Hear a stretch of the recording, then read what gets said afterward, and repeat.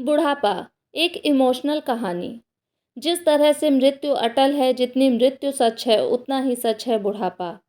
हर वह आदमी या वस्तु जिसका जन्म होता है, उसका नाश होने से पहले वह पुरानी या बूढ़ी भी होती है। और आज की ये बुढ़ापा एक इमोशनल कहानी इसी सत्य पर आधारित है। हर रोज की तरह दिनेश लाल जी अपने शाम के सैर सपाटे से लौट आए थे। वह अपने जूते उतार ही रहे थे कि बहू ने पूछा, बाबूजी, आज हम पार्टी में जा रहे हैं। हम वहीं से खाना खाकर आएंगे।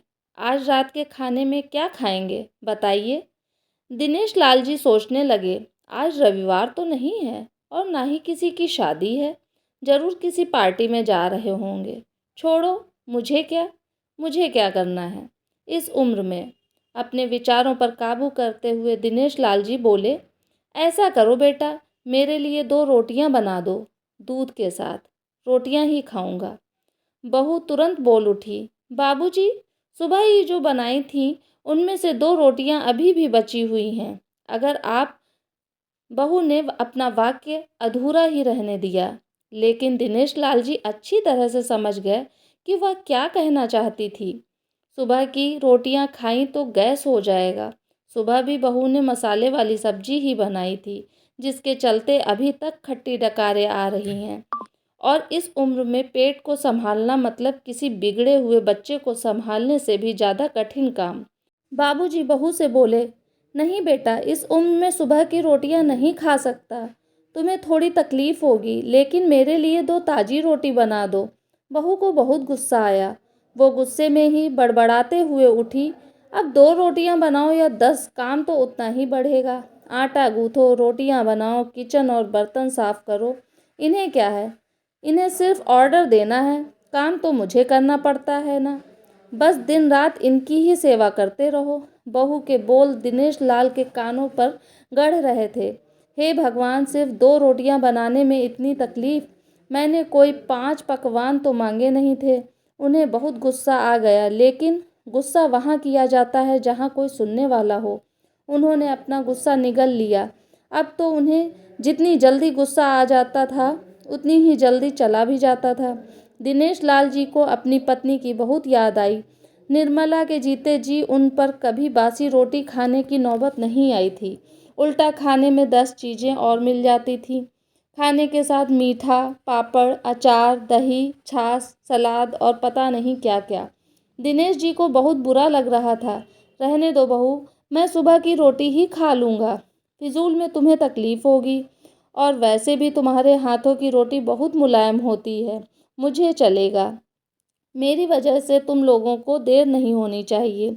बहू को तो सोने से पीला मिल गया।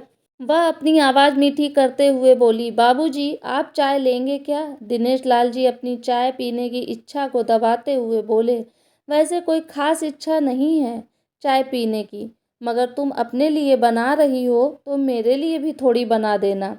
हाँ बाबूजी, मैं अपने लिए बनाने वाली हूँ, आपके लिए भी बना देती हूँ, बोलकर बहू रसोई घर के अंदर चली गई। दिनेश लाल जी खुद से ही बातें करने लगे। अभी तो लाखों की जायदाद है मेरे पास। यह घर भी मेरे नाम पर है और खाते में भी लाखों रुपए पड़े हैं। कभी बेटा विषय निकालता है तो मैं बोलकर टाल देता हूँ कि मेरे बाद तेरा ही तो है सब कुछ, और फिर भी 1 कप चाय और 2 ताज़ी रोटियों के लिए तरसना पड़ता हो तो उन बूढ़ों का क्या होता होगा जिनके पास संपत्ति के नाम पर सिवा पुरानी यादों के कुछ भी नहीं होता। निर्मला को याद करके दिनेश लाल की आंखों में आंसू चमकने लगे और धीरे से गालों पर सरके। निर्मला के होते हुए उन्होंने घर का कोई भी काम नहीं किया था। आर्थिक जवाबदारियों के अलावा उनकी और कोई जवाबदारी नहीं थी। उनके व्यापार ने भी उन्हें अच्छा साथ दिया था। वह भी निर्मला से बहुत प्यार करते थे, लेकिन कभी जता या बता नहीं पाए। वह यह सच्चे दिल से मानते थे कि निर्मला उनकी किसी पूर्व जन्मों के पुण्य का फल है, लेकिन जिंदगी की भाग दौड़ में वह निर्मला की मन की इच्छाएं पूरी कर न सके।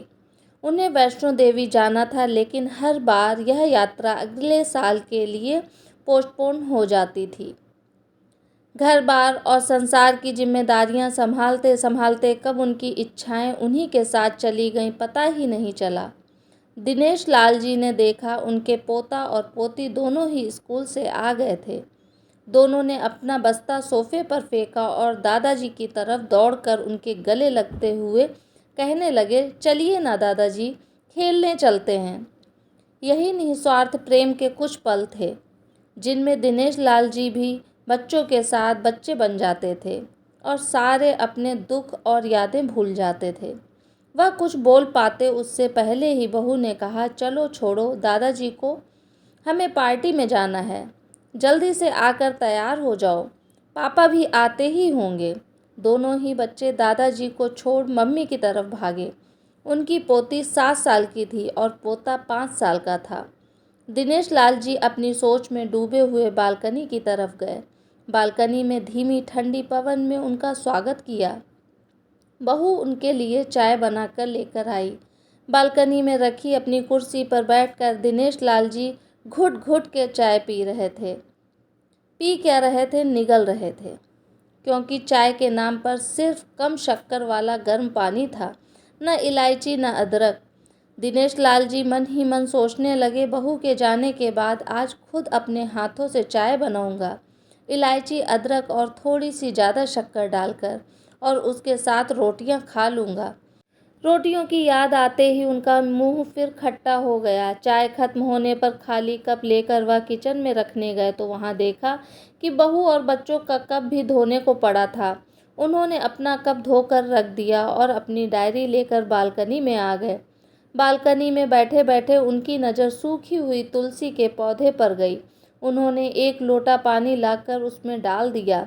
कुछ मिनटों बाद ध्यान से देखने पर उन्हें पता चला कि सूखे हुए तुलसी के पौधे में नई कोपले जैसे मुस्कुरा रही हो। उन्हें याद आया कि निर्मला हर सुबह तुलसी को पानी और शाम को दिया दिखाती थी।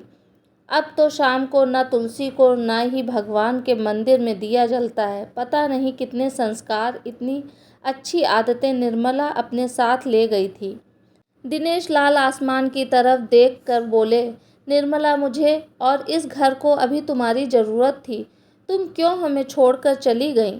तुमने मुझे धोखा दिया। तुमने हमेशा साथ रहने का वचन तोड़ दिया। तुम मुझे अकेला छोड़कर चली गईं। दिनेश लाल की आंखें भर आईं।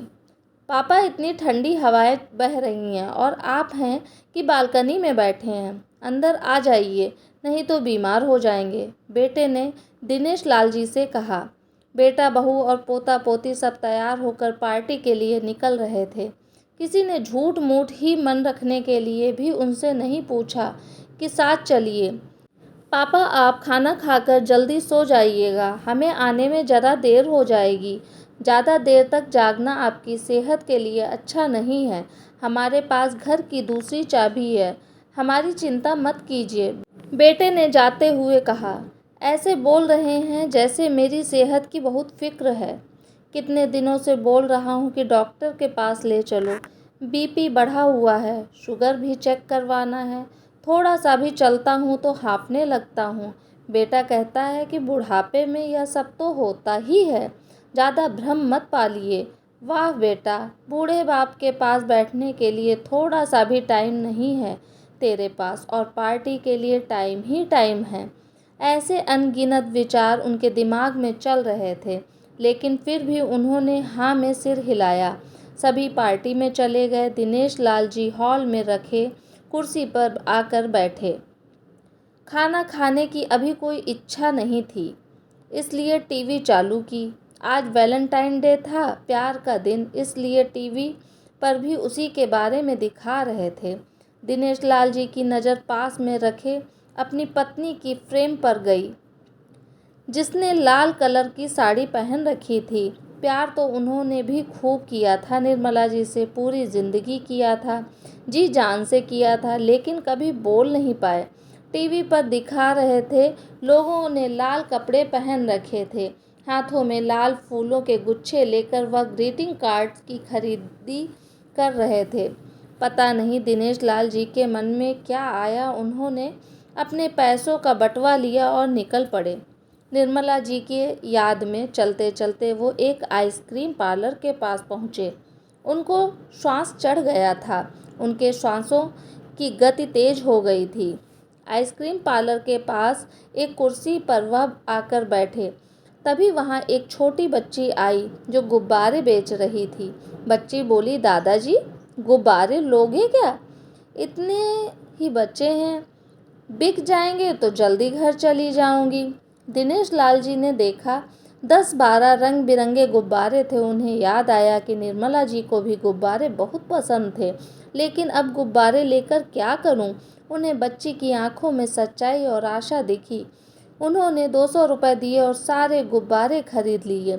उन्हें फिर से निर्मला जी की याद आई, क्योंकि वह भी घर से निकलते समय हमेशा थोड़े एक्स्ट्रा पैसे लेकर निकलती थी और किसी न किसी ज़रूरतमंद की मदद किया करती थी। कभी वो टोकते तो वह कहती, हमें भगवान ने लेने वालों के नहीं देने वालों की लाइन में खड़ा किया है और थोड़े से रुपयों के बदले में लाखों की दुआएं मिलती हैं, तो मुझे टोका मत कीजिए। आंखों में आंसुओं के साथ दिनेश लाल जी खड़े हुए, रास्ते के बीचों बीच आए। उन्होंने आसमान की तरफ देखा, अपने हाथों में पकड़े गुब्बारे आसमान में छोड़ दिए और चिल्लाकर बोले, निर्मला मैं तुमसे बहुत प्यार करता हूँ।